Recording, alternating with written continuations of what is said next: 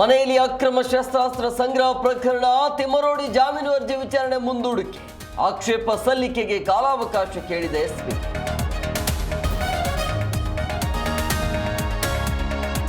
ಜಾತಿ ಗಣತಿ ಯಾವುದೇ ವಿಳಂಬ ಆಗ್ತಿಲ್ಲ, ನೆಟ್ವರ್ಕ್ ಸರ್ವರ್ ಸಮಸ್ಯೆ ಎಲ್ಲವೂ ಸರಿಯಾಗುತ್ತೆ. ಶಿವಮೊಗ್ಗದಲ್ಲಿ ಶಾಸಕ ಬೇಳೂರು ಗೋಪಾಲಕೃಷ್ಣ ಹೇಳಿಕೆ.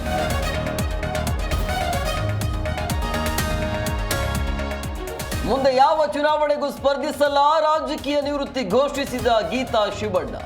ಜನರ ಮಧ್ಯೆ ಕೆಲಸ ಮಾಡ್ತೇನೆ ಎಂದ ಗೀತಾ.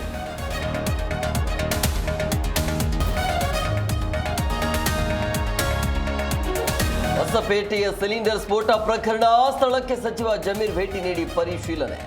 ಎಲ್ಲರೂ ಬೇಗ ಗುಣಮುಖರಾಗಲೆಂದ ಉಸ್ತುವಾರಿ.